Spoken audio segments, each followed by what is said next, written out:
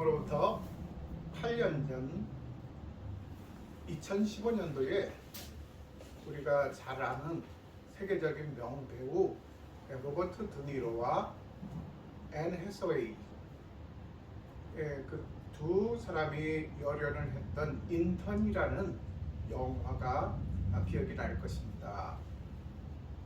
거기서 제가 굉장히 감명 깊게 봤던 그 장면이 떠오릅니다.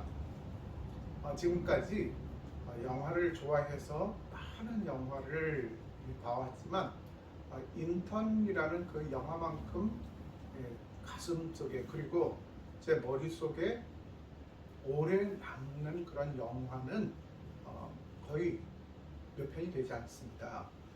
그만큼 감동을 주었던 영화였는데 거기서 이제 로버트 드니로가 이제 젊은 CEO 30살밖에 안 된 앤 해서웨이가 운영하는 그 회사는 거의 뭐 1000명에 육박하는 그러한 이제 거의 대기업에 버금가는 그런 큰 규모의 회사였습니다. 그런데 로버트 드니로는 이제 사회적으로는 정년 퇴임을 해서 이제 가정에서 연금이나 받으면서 여생을 그렇게 즐기는 그런 나이인 70대의 노장이었습니다. 자, 그래서 이제 앤 해서웨이가 이제 그 회사 직원 공고 채용을 하고서 여러 그 인턴 사원을 이제 면접을 보는데 70세의 노장 로버트 드니로가 나타났습니다.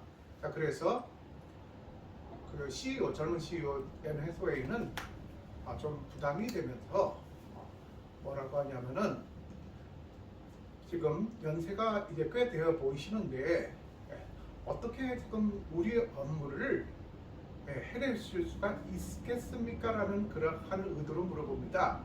자, 그런데 그 남자 주인공 로버트 드니로가 아주 명언으로 대답을 합니다. 뮤지션에게는 정년이 없습니다. 음악이 떠오를 때까지 계속 연주를 하지요. 그렇게 이제 대답을 하면서 또 뭐라고 하냐면은 제 안에는 아직도 음악이 흐릅니다. 라고 아주 감명 깊은 그러한 대답을 합니다. 그러니까 그의 그 연세는 그래도 항상 한참 자기보다 이제 높은 그러한 이제 인턴 사원을 채용하는 그런 인턴 자격으로 면접을 보는 사람이지만 그래도 저 사람에게는 뭔가가 있을 것 같다라는 그런 기대감 속에 결국은 인턴으로 채용을 합니다. 자, 그리고 그 로버트 드니로가 또 그런 명언을 합니다. 뭐라고 하냐면은 Experience is never gets old. 그러니까 무슨 말입니까? 경험이란 결코 늙지를 않습니다. 그러니까 자기가 지금까지 열심히 그렇게 사회에서 사회생활을 하면서 쌓아왔던 그 경험이라는 것이 늙었다고 해가지고 그 경험이 소멸되는 것, 없어지는 것, 사그라지는 것이 아니라는 것이죠. 그래서 이제 우리 가정에 보면은 아버지들이 굉장히 그 위기감을 느끼지 않습니까? 심지어는 나이가 드신 그런 아버지뿐만이 아니라 젊은 아버지들조차도 언제 이제 내가 정리해고가 돼서 내가 직장을 잃어버리지 않을까 하는 그러한 조바심, 그런 불안감 속에서 굉장히 어떻게 보면 좀 마음의 공포를 가지고서 그렇게 힘든 그런 나날을 보내고 있는 그런 가장들이 많습니다. 자, 그래서 젊을 때는 이제 뭔가 이렇게 맡겨만 주면 그것을 척척 해내니까 이제 상사가 이렇게 딱 보고 김대리 물건이 하자네 이러면서 딱 이렇게 치켜 세워주고 막 그러면 막 어깨에 힘이 들어가고 막 그랬지 않습니까? 자, 그런데 갈수록 이제 자기가 하는 일에 대해서 뭔가 눈치를 주고 또 나름대로 최선을 다해서 열심히 해서 뭔가 이렇게 이제 그 프로젝트를 이렇게 완성해서 제출을 해도 분명히 젊은 사람들보다도 훨씬 그런 획기적인 그런 내용임에도 불구하고 나이가 든 사원이라고 해서 무시를 해버린다든가 뒤처리로 미연하는 경우가 많이 있다는 것입니다. 자, 그래서 회사에서는 이제 신입사원으로 이렇게 뽑아놨기 때문에 그 사람들한테 기대감을 갖지 않습니까? 앞으로 이 젊은 사람들이 어떤 일을 해내고 어떤 시너지를 회사를 위해서 창출해낼 것이다라는 그런 기대감이 있을 것이고 또 아예 고위직에 그러한 그 직급을 그런 사람들은 또 고위직이기 때문에 회사를 이제 이끌어 나가는 입장이기 때문에 그런 사람들은 또 어느 정도 이제 안전성이 확보가 되어 있다는 것이죠. 그런데 가장 이제 좀 불안한 그런 직급들이 말년 과장에서 차장급 정도.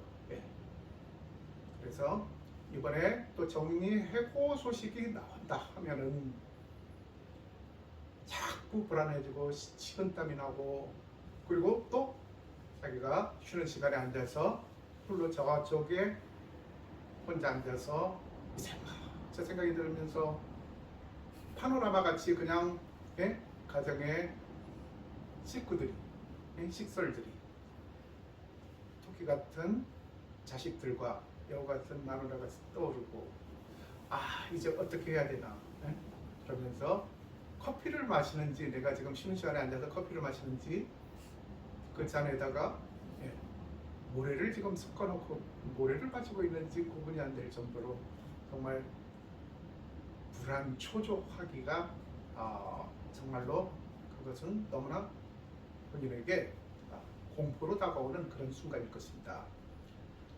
자, 그래서 이제 아버지들이 굉장히 그 가정에서도 그러면 직장에서 그러한 그 위기에 몰려 있으면 가정에서는 가정에 돌아가면 내 가정만큼은 정말 퇴근해서 들어갈 때 막 설레이고 또 천국과 같은 내 가정으로 가서 내가 이제는 좀 편하게 쉴 수가 있구나 하는 그러한 기대감으로 갈 수가 있어야 되는데 왠지 그 아파트 이 공원 쪽으로 이렇게 오게 되면은 그 공원에서 배회를 하고 서성이고 그리고 그냥 혼자 벤치에 앉아 있는 경우고 벤치에 앉아서 지금 들어가야 되나 말아야 되나 지금 들어가면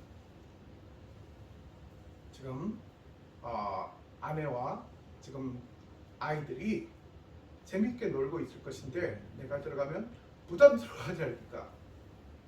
또 어떨 때는 심지어 이제 초인종을 딱 눌러서 아버지가 들어오시면 아빠 오셨다 하면 되는데 막 이렇게 서로 이렇게 그 대화를 나누다가 왔어 하다가 각자 그냥 방으로 확 들어갑니다. 그러면 이제 가장들은 들어와서 내가 가정에서도 소외를 받고 있구나. 그런 소외감 때문에 상실감 때문에 상당히 마음속에 공허함을 느끼게 된다는 것이죠. 그래서 내가 지금까지 이 자식들을 위해서 그리고 마누라를 위해서 열심히 내가 궁굴스신 정말로 백골이 진토되도록 정말 열심히 뼈가 빠지게 일을 해왔고 그리고 또 회사에도 지금 충성을 다했는데 어느 날 그 회사에서 또 일을 하고 있으면 이 퇴근 시간에 다 빠져나갔어요. 집으로 귀가했어요. 혼자 스탠드를 딱 켜놓고 계속 이제 일을 하고 기획안을 막 짜고 있어요. 그러면 이렇게 그 사장님 대표가 이렇게 지나가다가 이렇게 보고 김 과장 퇴근 안 했어? 지금 시간이 몇 시인데? 아이고 집에 가면은 뭐 합니까? 뭐 멀뚱멀뚱 그냥 앉아있다가 TV나 볼 걸요. 저는 회사에서 이렇게 일하는 시간이 제일 편합니다. 허허 이 사람 큰일일세 하면서 가지만 그 큰일일세란 말이 그래 열심히 하도록 해 계속 그런 의미 있지 않겠습니까? 그래서 열심히 그런데도 계속 위기로 몰리게 되지 않습니까? 자 그래서 그런 그 치열한 사회생활을 하다가 집으로 오면 가정은 이제 평화롭고 정말로 안식처가 되어줘야 되는데 자꾸 내가 가장임에도 불구하고 젊을 때는 이제 아이가 어릴 때는 아이가 조금 이제 뭔가 비뚤어진 행동을 하면 이놈 하면은 아이가 5살, 6살 때 일이죠. 그때는 엄마, 아빠 무서워 이러고 한마디에 이놈만 해도 무서워하고 그렇게 했었는데 딱 4학년쯤 올라가면 이놈 하면 하더니 엄마, 아빠 또 왜 저래? 이런 반응을 보인다는 거죠. 그러니까 이제 그 시간이 흐르면 흐를수록 회사에서도 젊은 사람들이 치고 올라오고 가정에서도 아이들이 그렇게 고분고분하고 순종적이었던 그런 자녀들이 머리가 커지면서 자기 주장이 더 강하게 그렇게 이제 내세운다는 것이죠. 그러다 보니까 점점 더 아빠로서는 내 주위에 내 편이 과연 누구일까? 내 편이 없구나라는 그런 허탈감에 빠진다는 것이죠. 그런데 지금으로부터 27년 전 밴쿠버에서 밴쿠버 모성병원 그러니까 밴쿠버 위민스 하스피털에서 이제 우리 아이가 거기서 이제 출생을 했습니다. 그래서 거기서 들어와서 그 아이 출생하는 과정을 다 지켜보게 하고 아이가 이제 태어나니까 가장 먼저 아빠에게 자 한번 안아보세요. 그러니까 안게 해주더라고요. 자 그래서 이제 안고서 그 병원 복도로 이렇게 나가서 너무 이제 기쁜 거예요. 그러니까 세상을 다 가진 느낌이죠. 너무 기뻤어요.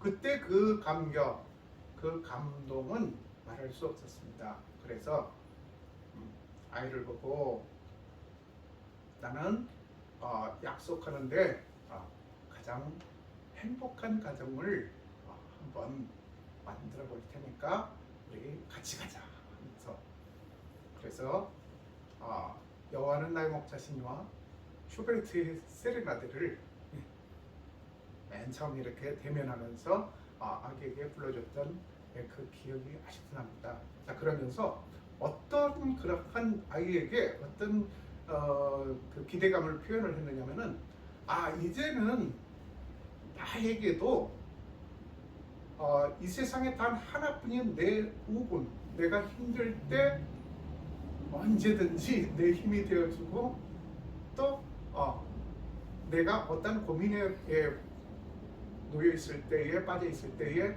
그 고민을 함께 나눠주고 같이 공감해 줄 수 있는 이 세상에 하나뿐인 내 우군이 태어났구나 그러한 생각을 했습니다.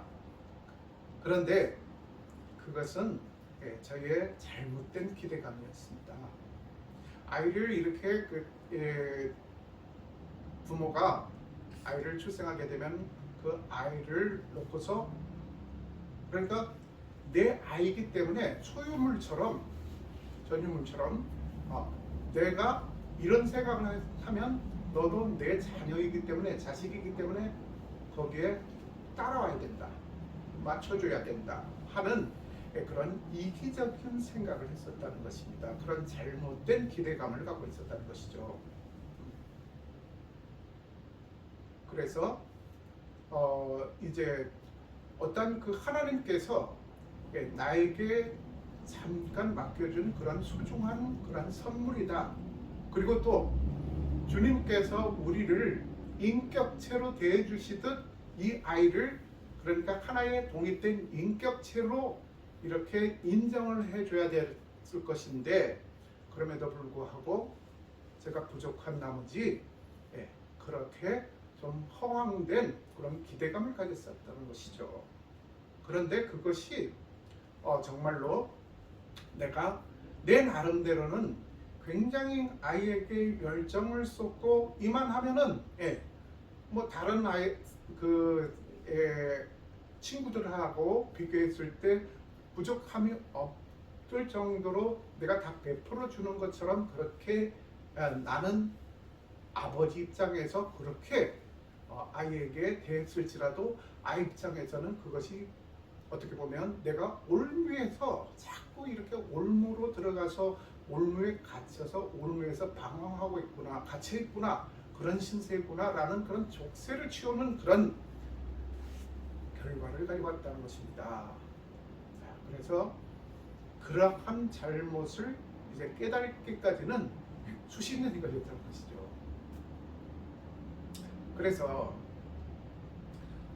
이제 아이들은 아이들 나름대로 아이들이 잘못된 것이 아니라 아이들 입장에서 봤을 때는 아빠가 이제 뭔가 이렇게 가장으로서 좀 뭔가 이 어떤 권위적인 그런 존재가 아니라 정말로 내가 어렵고 힘들 때 내 고충을 들어주고 또 어떤 그 권위를 내세워서 어떤 그 복종을 강요하는 것이 아니라 내가 어른이기 때문에 이런 결단을 내렸을 때 따라와, 너는 당연히 따라와야 된다라는 그러한 당위성을 막 보여주고 강요하는 것이 아니라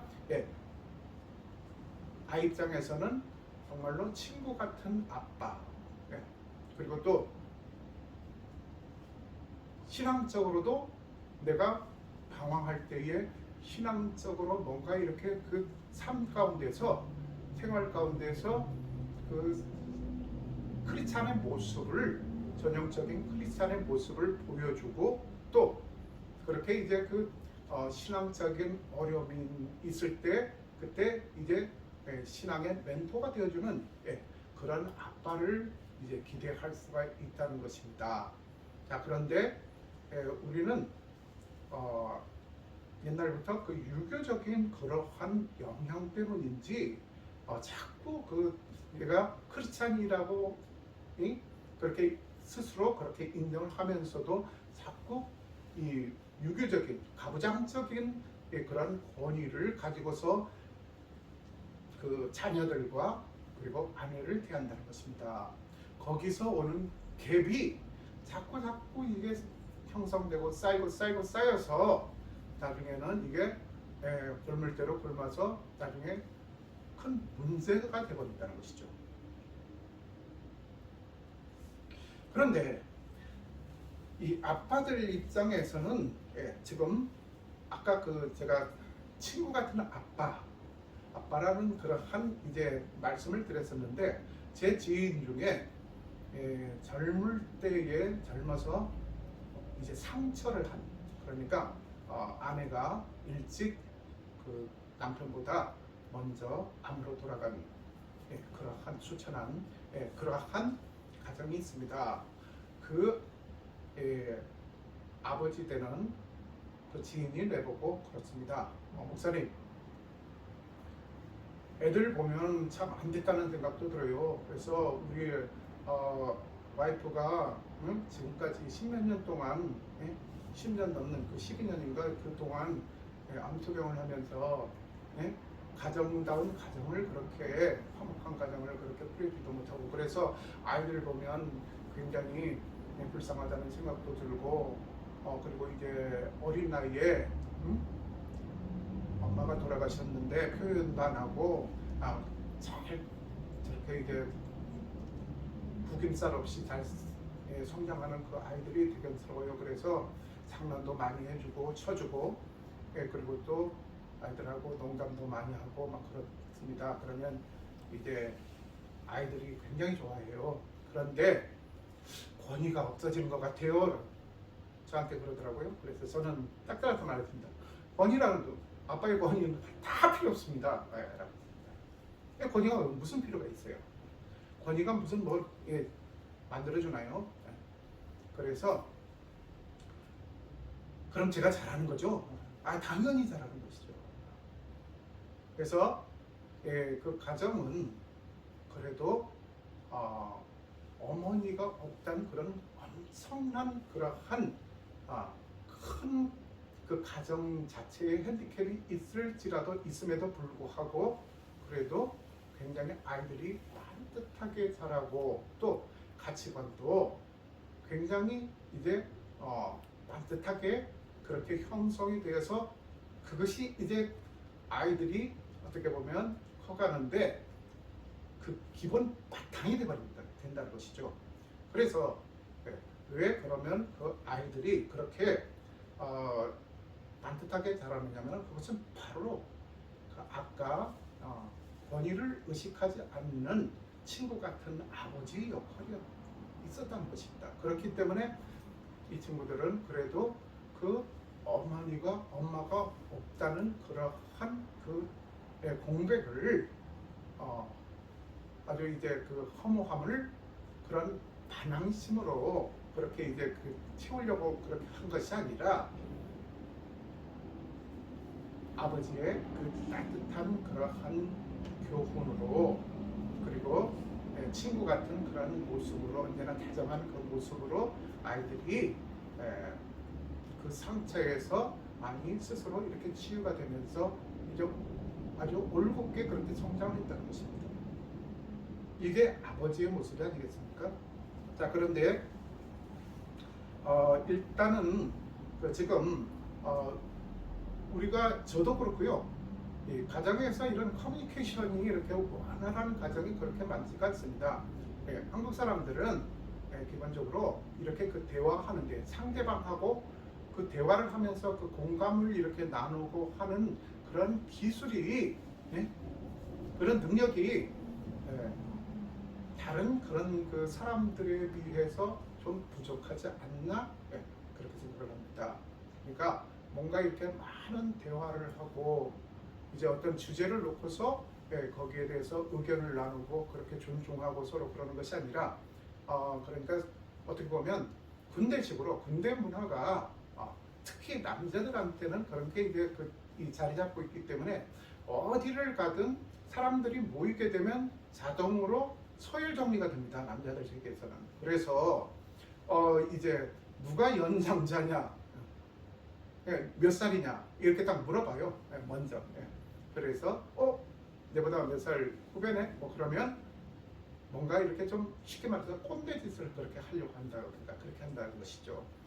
가정에서도 특히 이 남자들끼리는 그러니까 아빠와 아들들끼리는 이렇게 뭔가가 이렇게 그런 수직 문화가 어느 정도 통해요. 왜냐하면 남자들은 아까 말씀드렸듯이 그 군대 문화를 이해하기 때문에 그렇죠. 그런데 그 문제는 무엇이냐면은 그 아빠와 딸일 경우에 그렇다는 것이 이 문제가 이제 심각해져 버린다는 것이죠. 그러니까 상명하달, 상명하하보 뭐 이런 식으로 이제 가버린다는 것이죠. 그러니까 아빠는 왜 저렇게 명령하고 매사에 그렇게 가르치려고만 하고 또 거기에 잘 따르지 않으면 화부터 내고 그러지. 그렇게 가버린다는 거죠. 그게 쌓이고 하다 보면 이제 가정에 어떠한 그 잠재적으로 쌓여 있는 그 갈등들이 나중에는 이게 폭탄처럼 이게 쌓이다가 어느 순간에 이제 터지게 되면 그걸 걷잡을 수 없는 그런 후유증을 알게 된다는 것이죠. 그런데 그 남자들은 참 그 섬세하고 여리고 약합니다. 아주 그 센티멘탈한 그런 존재가 남자들이에요. 예. 그래서 나이가 들어갈수록 더 그렇게 된다는 것이죠. 예. 여성은 아내는 예, 갈수록 그 남성 호르몬이 많이 분비가 돼서 예, 좀 이제 뭔가 이렇게 이제 그 진취적으로 그렇게 변한다면은 남성은 갈수록 여성 호르몬이 많아져서 그러는지 좀 센티멘탈해진다는 것입니다. 그래서 그 전에는 어떤 얘기를 해도 그냥 그러려니 해서 받아들였던 것도 이제 다시 이제 생각해 보게 되고 곱씹고 그리고 서운해하고 눈물이 많아지고 그렇다는 것입니다. 그래서 이런 그 뭔가 이 갱년기적인 그러한 위험성을 갖고 있는 남편을 대하는 이 아내들의 태도가 굉장히 중요하다는 것입니다. 남자들은 어떻게 보면 남자들은 그 밥만 먹여놓으면 괜찮은 그러한 존재들이거든요. 근데 이제 퇴근을 해서 들어와도 이제 밥을 안 해주는 그러한 아내들이 있다는 것입니다. 그런데 그 아내는 아내 입장에서 그 남편이 답답한 거예요. 저 사람은 어떻게 된 게 매사에 먹는 거냐, 밥이냐, 맨날 밥 달라고 그러고 내 얼굴이 밥으로 보이냐 이런다는 거죠. 그래서 왜 남자들은 저렇게 밥에 연연하고 밥에 목숨을 거는지 모르겠다는 식으로 해서 문을 쾅 닫고 들어가 버려요. 자, 그런데 거기에는 깊은 뜻이, 남자들이 그 밥을 찾는 이유에는 깊은 뜻이 있습니다. 지난번에도 제가 얼핏 말씀을 드렸지만 남자들은 그 아내가 이제 그 주방에서 그 음식을 만들 때 가장 마음에 평화로운 거예요. 행복함을 느껴요. 왜 그러느냐 하면은 이제 우리가 어릴 때는 어땠습니까? 꽃동네 새동네 울긋불긋 꽃 피는 꽃대궐 차린 동네 그런 그 마을에 살지 않았습니까? 자, 그런데 학교가 이제 끝나서 이 책가방을 들고 이렇게 마을 위로 이렇게 올라와 보면 마을에 그 집이 동산 위로 올라가 보면 그 마을의 집들이 보이지 않습니까? 그럼 우리 집 보인다. 우리 집에 불 속에 연기가 모락모락 이제 나고 있어요. 그러면 어머니가 떠오르는 거죠. 어머니가 나를 위해서 부엌에서 맛있는 음식을 정성스럽게 만들고 있구나라는 그러한 희망, 그러한 기대감, 그러한 그 환희가 이제 그 나에게 다가오는 것이죠. 그래서 막 한 걸음에 내달려서 뛰어내려가서 집으로 가면서 어머니 하면서 가면 어머니가 얘야 땀 많이 흘렸으니까 거기서 등목하고 빨리 들어가서 앉아있어. 내가 이제 밥을 하고 있으니까 밥 차려줄게. 그게 남자들에게는 어머니에 대한 정서이고 어머니에 대한 그리움이고 어떻게 보면 쉽게 말해서 그게 모성애를 그렇게 거기서 느낀다는 것이죠. 그러니까 밖에서 치열하게 그렇게 이제 경쟁하면서 상사 눈치 보면서 요즘 밑에 사람들 자기 밑에 들어왔다고 해가지고 시키면 고문고문 듣습니까? 김대리 이거 좀 그게 좀 해 하면은 예? 그러는 거예요. 옛날에는 예 알겠습니다. 과장님 알겠습니다. 그러는데 예? 또 어떨 때는 제가요? 요즘 젊은 세대들은 그렇습니다. 자, 그러니까 저것들을 어떻게 좀 뭐라고 할 수도 없고 그리고 또 위에는 상사들은 상사들대로 뭔가 이렇게 자꾸 나한테 그 미션을 주면서 이거 정해진 시일 내에 확실히 해놔 하면서 엄포를 주고 거기서 굉장히 스트레스 받고 집에 돌아오면 뭔가 가정의 평화가 내게 이렇게 다가와야 되는데 그런 게 없다는 것입니다. 그러면 굉장히 방황하고 상실감 느낀다는 것입니다. 여보 나왔어. 밥 좀 차려주면 안 돼? 딱 그러면 거기 라면이 있잖아요. 딱 그러면 라면이 밥이야 해가지고 그냥 여기까지 그냥 목 위에까지 이렇게 나오는데 감히 그렇게 내뱉질 못해요. 왜냐? 그러면 작은 방 저쪽 방에서 딸들이 나와서 같이 합체를 하고 합체해가지고 엄마하고 같이 공격을 하고 그럼 3대1 심지어는 4대1이 됩니다. 왜냐? 이 지금 그 애완견도요, 반려견도 밥 주는 사람을 주인으로 알아요.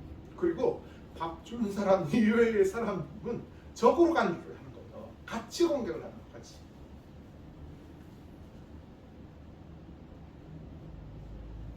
자, 그래서 참 그렇게 하루하루 그 아슬아슬한 살얼음판과 같은 그러한 위기의 그러한 순간들을 그렇게 살아가는 사람들이 바로 우리의 아버지들입니다. 그래서 말 한마디라도 좀 따뜻하게 해주고 남자들이 제일 싫어하는 거, 남편들이 제일 싫어하는 그 말이 뭐냐면은 1번이 뭐냐면은 내 그럴 줄 알았지. 당신 하는 게 다 그 모양이지. 그렇지. 칭찬은 잘 안 해줘요. 그리고 두 번째가 야 우리 집은 나는 건드려도 우리 집은 건들지 마라 그랬는데 꼭 집을 흉을 봐요. 그러면 못 참습니다. 그러면 막 폭발을 하더군요. 나를 공격하는 건 괜찮은데 왜 우리 집에 험담을 하냐고 그러면서 그러다 보면 또 큰 사람이 되는 것이죠. 그러니까 이제 남편들에게 이제 출근을 할 때에 남편들에게 그 오늘 넥타이 굉장히 멋있죠. 그렇게 얘기를 해주면 참 표정은 그렇죠. 이제 겉으로 표현하는 것은 넘사스럽게 무슨 뭘 잘못 먹었나 딱 그러면서 충격스럽게 그렇게 나가잖아요. 그런데 그것은 여보 날 그렇게 봐줘서 인정해줘서 참 고마워라는 표현이거든요. 왜 무슨 남사스럽게 그래? 응? 뭘 잘못 먹었어? 딱 그러면서 이제 충격스럽게 그러면 또 이제 아내는 아내대로 이제 그 다음부터 아니 나는 그래도 좋은 뜻으로 얘기를 했는데 예? 왜 저렇게밖에 받아들이지 않지 해가지고 그 다음부터는 그런 칭찬이 싹 들어가요.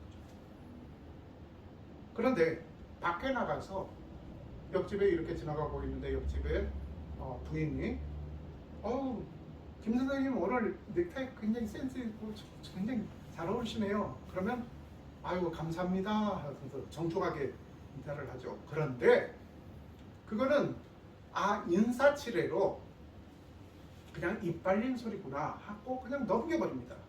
그런데 정말로 이제 정말 감동이 될 때는 바로 가장 이 세상에서 가장 나하고 가까운 사람인 아내가 그렇게 인정의 말을 해줬을 때에 내가 비로소 그런 존재감을 느끼고 내가 그렇게 존중받고 있구나라는 그러한 자부심을 갖고 살아간다는 것입니다. 그래서 옛날에 그러한 일화가 있었습니다. 시골에 산골에 할머니와 할아버지가 살고 있었어요. 그런데 어느 날 할머니가 이렇게 그 물동이를 지고 이렇게 가다 보니까 할아버지가 우통을 딱 보고 장작을 피는 거예요. 장작.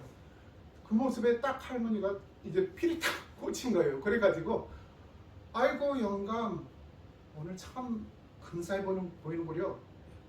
오늘 참 섹시해 보여요. 딱 그렇게 농담으로 그렇게 했거든요. 그러니까 그 다음부터는 비가 오나 눈이 오나 맨날 우통 벗어젖히고 장작만 피더라는 것이죠. 이렇게 남자들은 섬세하고 약하고 여리고 그리고 어떻게 보면 단순하면서도 센티멘탈한 존재라는 것입니다. 그래서 이제 그 남편을 더 이상 적으로 간주한다든가 어떠한 그런 이 라이벌이라든가 경쟁자로 그렇게 간주를 한다든가 그렇게 되면 그것은 하나님의 그 창조 질서와 하나님이 세우신 그 질서에 어긋나는 그러한 행동이라는 것입니다. 그래서 아내들에게 남편에게 복종하라고. 그래서 갈수록 우리나라가 여권이 강해지고 있잖아요. 네. 여건이 신장되고 있어요. 그래서 제가 깜짝 놀란 게 이제 그 어떤 그 지금 일본인 그 여성이 한국에 와서 유튜브를 하면서 먹고 살아요. 자, 그런데 이런저런 얘기 끝에 누군가가 댓글을 그렇게 달았어요. 예. 누구누구님, 참 이런 것도 잘하고 저것도 잘하고 지혜롭기도 하고 참 부럽습니다 라고 그 남자 구독자가 그렇게 글을 남겼어요. 그랬더니 그 응답이 뭐냐면은 아니 저는 여잔데요 라고 그러는 거예요. 예? 여잔데요. 아니 여자라고 부러워하지 못합니까 남자가? 응? 그리고 이제 어느 날 또 그런 표현을 했었어요. 그래도 한국 사회에서는 여성들의 그러한 인권이 많이 이렇게 신장돼가 여건이 강해져가지고 이런 우먼 파워가 있지 않느냐 그런 식으로 얘기를 하는 걸 들었습니다. 정말 지금도 가끔 일본을 가보면 이제 친척집에 가보면 사촌 이렇게 누나라든가 이런 분들 그리고 또 형수 같은 그런 분들이 이제 큰아버지나 삼촌네한테 이제 와서 이렇게 얘기할 때는 꼭 무릎을 딱 꿇고 아주 조신하게 그렇게 앉아서 교양 있게 얘기를 합니다. 자, 그런 거를 보면 굉장히 우리나라에서는 상상도 할 수 없는 그런 일이지 않습니까? 아직도 저런 정근대적인 그런 제도가 있냐? 그런데 우리나라보다 몇백 년 민주화가 앞선 여권에 대해서 여성 상위 시대 레이디 퍼스트라는 그러한 용어가 몇백 년 전부터 나왔던 그 서양에도 미국조차도 미국의 그 참정권 여성들에게 참정권을 준 게 그때가 언제냐면은 미국의 그 세 번째 대통령인 토마스 제퍼슨 그때 그 시대라는 것입니다. 민주주의의 어떻게 보면 요람 같은 그런 서양에서 그렇게 이제 그 청교도들이 신앙의 자유를 찾아서 그렇게 평등 사상을 주장하면서 세운 국가들도 그 여성들한테 그런 참정권을 준 그런 그 역사는 그리 오래되지 않았다는 것입니다. 그런데 우리나라가 불과 7, 80년밖에 되지 않는 그런 민주주의를 도입하는 국가에서 그래도 굉장히 그 지금은 물론 각계각층에 그렇게 좀 뭔가 이렇게 불합리하고 여성들에 대한 여성 사원이라든가 여성 회원이라든가 미국 대통령 중에 여자 대통령 많습니까? 그래도 한국은 신라시대 때부터 여왕 그리고 얼마 전에도 여자 대통령이 있었지 않습니까? 자, 그래서 이제 그 남성들을 그리고 또 집의 가장들을 너무 그 벼랑 끝으로 그렇게 몰아간다는 것은 그 가정이 위험해진다는 것을 의미한다는 것입니다. 그래서 아까 말씀드렸듯이 여성들이여 남성에게 복종을 하기를 죽게 복종하듯이 하라고 이렇게 했습니다. 그것은 그런데 맹목적으로 그냥 막 불합리한 것까지 복종을 하라 그것이 아닙니다. 그런데 그 앞전에 뭐라고 또 했냐면은 그 부부는 서로 피차 복종하라고 이렇게 말했다는 거죠. 그래서 어떤 그 남자가 이렇게 이 제왕적인 그런 권위를 가지고서 군림하는데 거기에 따라가고 거기에 불합리한 것까지도 그렇게 복종하라, 그게 아니라 남성들이 하나님처럼 그렇게 이제 그 가정을 다스릴 때에는 거기에 따라가줘라 하는 것이죠. 그런 복종을 말하는 것입니다.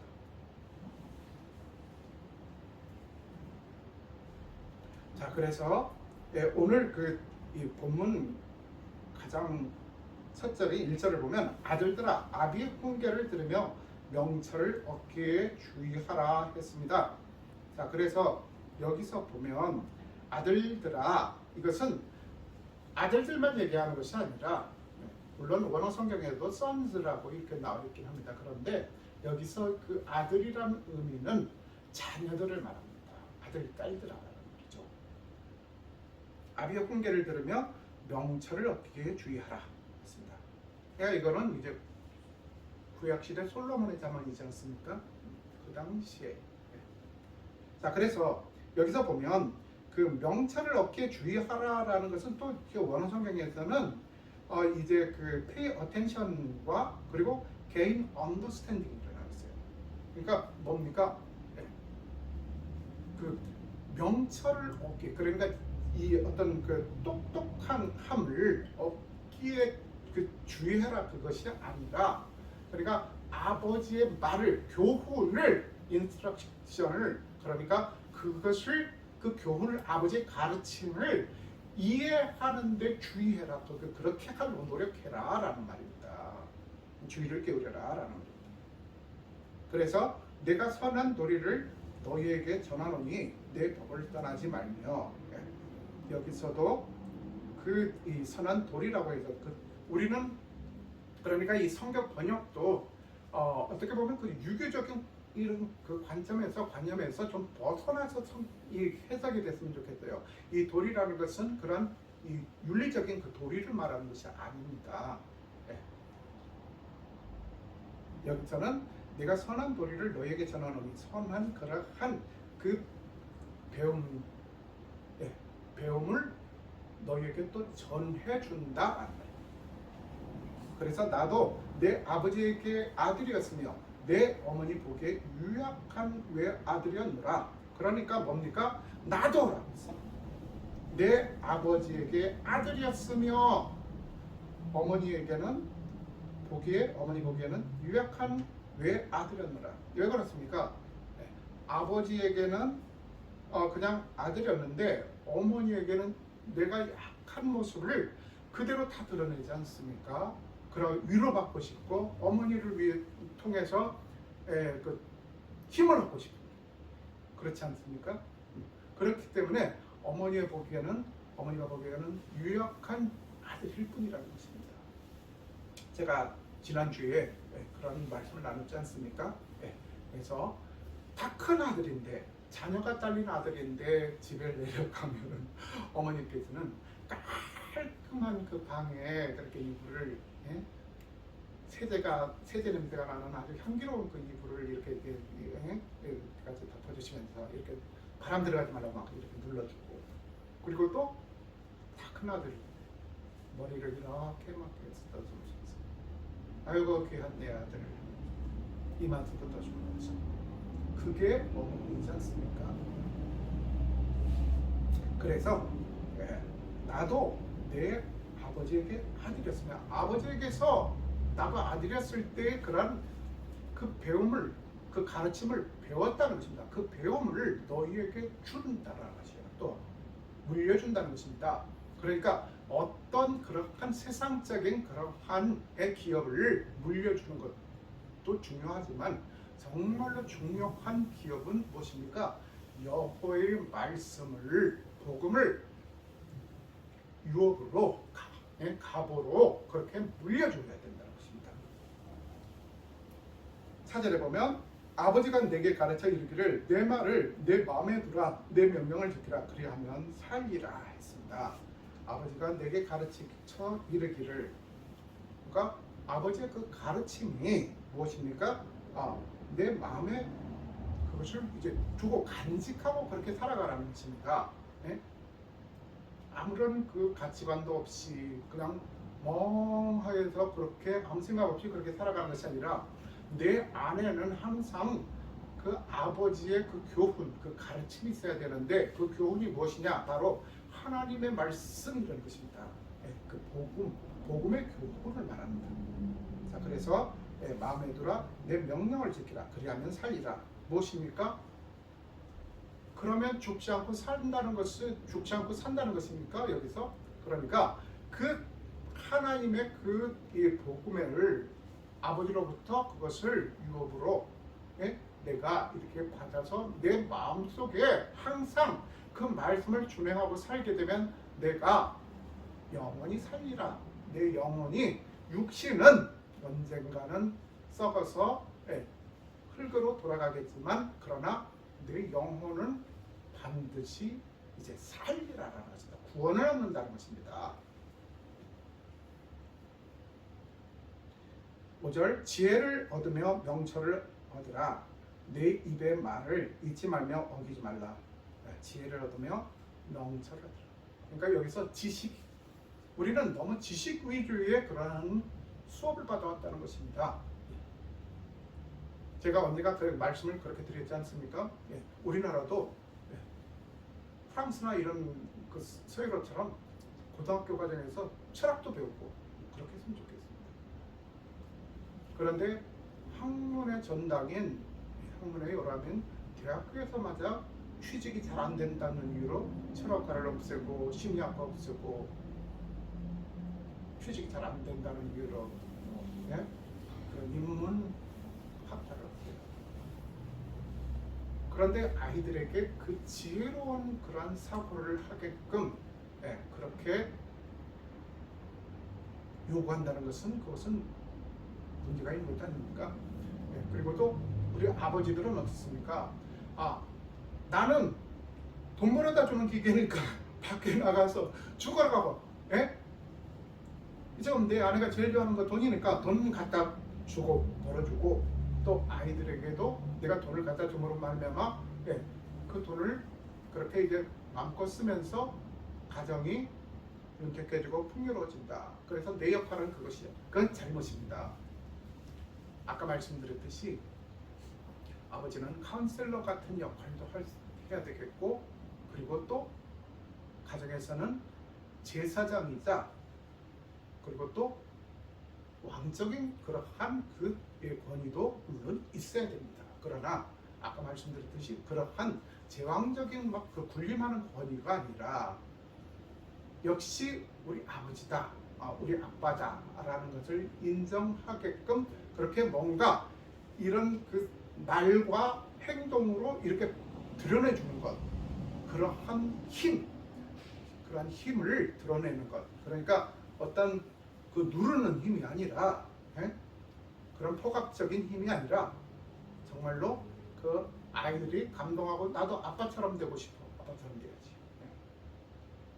제가 제 아이에게 어릴 적부터 물어봤습니다. 그러니까 한 5살 때부터죠.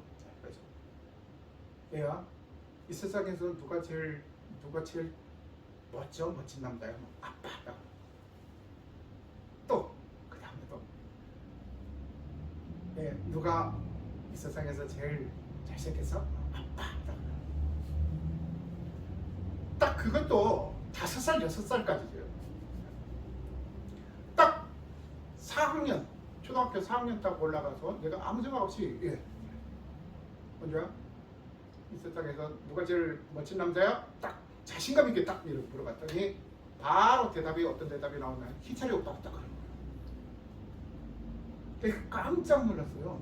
아주 멘붕이요.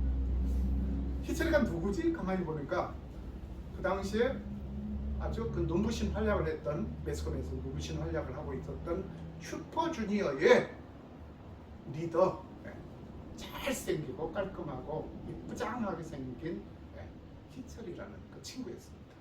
지금도 잘생겼잖아요. 보면 머리도 팍 휘돌아가고 만날만도 하겠구나. 지금은 수긍인데 그 당시는 참 큰 충격이었죠. 그러니까 품 안의 자식이고 때가 있습니다.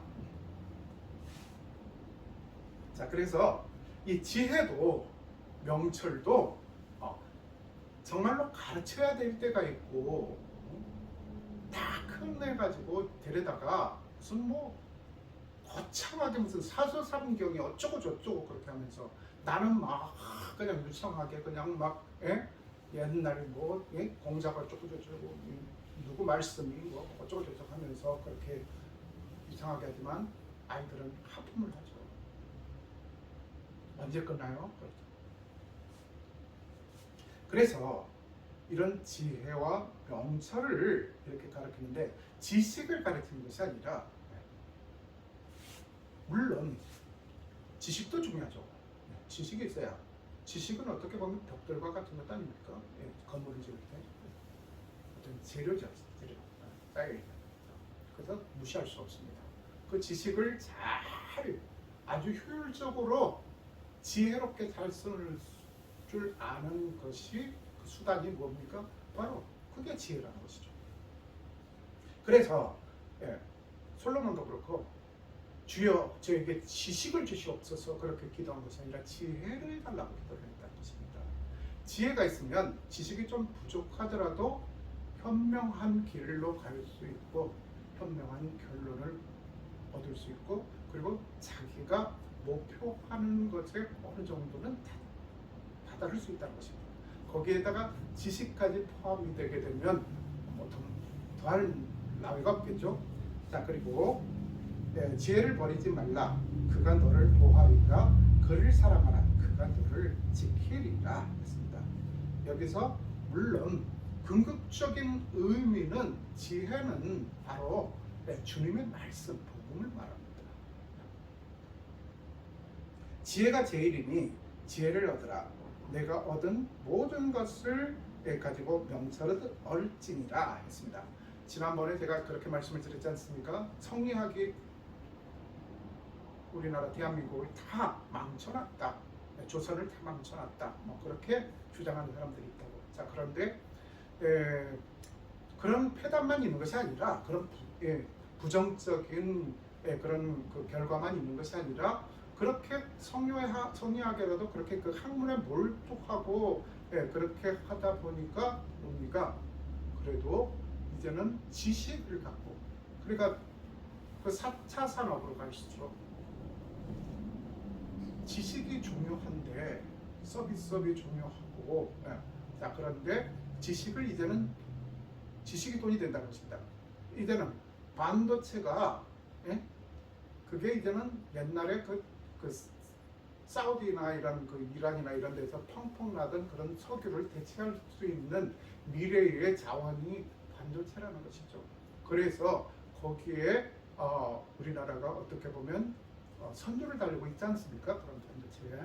자, 그러다 보니까 무엇입니까? 그 이유가 어떻게 보면 성리학이라는 그러한 이 유교적인 그러한 가르침이지만 거기에 심취하면서 추야로 추구하고 그렇게 공부. 물론 양반들의 잔유물이라고 할지라도 어쨌든 그러한 영향을 이렇게 퍼뜨린 건 사실이지 않습니까? 자, 그런데 저는 그렇게 생각합니다. 만약에 태조 이성계가 그 당시에 어떤 그 선교사가 이제 지나가다가 표류를 해서 실수로라도 조선에 이제 그 표류를 하게 됐어요. 그래서 기독교가 유교가 아니라 기독교가 이제 퍼졌으면 물론 기독교를 받아들일 일은 없죠.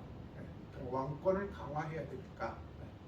자, 그런데 이제 만에 하나 그런 기독교가 유교가 아니라 우리나라로 기독교를 받아들였다면 성경을 그렇게 심취해서 그렇게 열심히 그렇게 성경대로 살게끔 그렇게 이제 교육이 자녀들에게 각 가정마다 그렇게 됐었으면 어떻게 됐을까? 유대인들보다 더 똑똑했을 거라고 생각합니다. 그래서 지혜가 제일이니 지혜는 이것은 하나님의 말씀, 하나님의 말씀으로 지혜로워져야 된다. 지혜를 얻으라. 내가 얻은 모든 것을 가지고 명철을 얻을지니라. 그를 높이라 그리하면 그가 너를 높이 들리라. 만일 그를 품으면 그가 너를 영화롭게 하리라. 그렇지 않습니까? 우리가 세상에 아무리 충성을 해봐도 아까 그 어느 가정의 예를 들었지만 아무리 충성해 나중에 그 허탈감을 느끼고 정말로 상실감을 느끼는 이유가 무엇입니까? 내가 이 회사를 위해서 총각 때부터 군대 갔다 오자마자 입사를 해가지고 정말 평생을 내가 여기서 뼈를 묻었는데 내가 늙었다고 나이가 들었다고 지금 나를 이렇게 괄시하고 나에게 눈치 주고 너 빨리 안 나가냐 그런 식으로 자꾸 그렇게 눈치 주고 소모품처럼 생각하고 정말로 내가 설 곳은 어디란 말인가 그러면서 굉장히 그런 그 어떤 자괴감에 빠지지 않겠습니까? 자, 그런데 그 세상적으로 그렇게 열심히 그렇게 이제 최선을 물론 우리가 직장 생활을 하면서 최선을 다해서 거기서 모범을 보이고 거기서 열심히 일하고 성실하게 일해야죠. 근면해야 되죠. 그래서 그 성경에도 이제 근면 성실할 것을 강조하지 않습니까? 자, 그런데 우리가 그 지혜라는 것은 정말로 하나님 그 말씀으로 그렇게 우리가 이제 그 복음을 받아들이고 그것을 이제 우리들의 지혜로 여기고 그렇게 살고자 평생을 그렇게 우리가 살아가게 된다면 하나님께서 그가 너를 높이 들리라. 만일 그를 품으면 그러니까 하나님의 말씀을 여호와를 그리고 또 성령님을 내 안에 거하시게 그를 품으면 그가 너를 영화롭게 하리라. 그렇게 비참한 존재 하나님께서는 절대로 이제 하나님의 자녀가 그렇게 비참해지고 초라해지는 모습을 원하지 않습니다. 어디서나 존귀한 존재로 빛을 발하기만 한다. 그리고 영화로운 그러한 존재로 높여주신다는 것입니다. 어떻게 할 때 우리가 그 지혜와 명철 속에서 그 명철의 그 지혜 속에서 그렇게 살아갈 때에 그러면 하나님께서 이제 그러한 이 세상에서 살아가는데 우리가 그 기대하지 않은 것까지도 하나님께서는 채워주시고 우리를 그렇게 높여주시고 영화로운 존재를 해주신다는 것입니다. 그래서 그가 아름다운 관을 내 머리에 두겠고 영화로운 면류관을 내게 주리라 하셨느니라. 그래서 다윗이 그렇게 고백했지 않습니까? 주께서 원수의 목전에서 내게 상을 베푸시고 내 머리에 기름을 부으시니 내 잔이 넘치나이다 라고 그런 고백을 했지 않습니까? 그래서 이렇게 하나님께서는 자기 자신의 자녀들 그 자녀들을 그렇게 영화롭게 높여주시고 그렇게 머리에 기름을 부어주시고 그 원수의 목전에서 그러니까 눈앞에서라는 말이 아닙니까? 우리를 조롱하는 그러한 원수적인 요소들 앞에서 보란 듯이 상을 베풀어 주시고 그리고 또 머리에 기름을 부어 주시다는 것입니다. 그래서 내 잔이 넘쳐난다는 것입니다. 항상 마르지 않고 채워지는 정도뿐만 아니라 넘쳐난다는 것입니다. 이렇게 우리가 지혜와 명철을 다해서 하나님을 이제 섬기고 그리고 또 우리 부모를 아버지와 어머니를 낳아주신 부모님을 그렇게 공경할 때에 하나님께서는 이렇게 우리를 영원히 살게 하시고 그리고 또 영화로운 존재로 드높여 주시고 우리에게 복을 주신다는 것입니다. 이런 하나님의 놀라운 사랑 안에서 우리가 늘 감사하고 찬양하는 주님을 찬양하는 그리고 또 우리를 구체적으로 나와주시고 어릴 때부터 진자리 많은 자리 다 이렇게 갈아 넣어 주시며 예, 우리를 정말로 보살펴 주신 그러한 부모님의 사랑을 생각하며 감사하는 가정이 답이 되시기를 주님의 이름으로 축복합니다.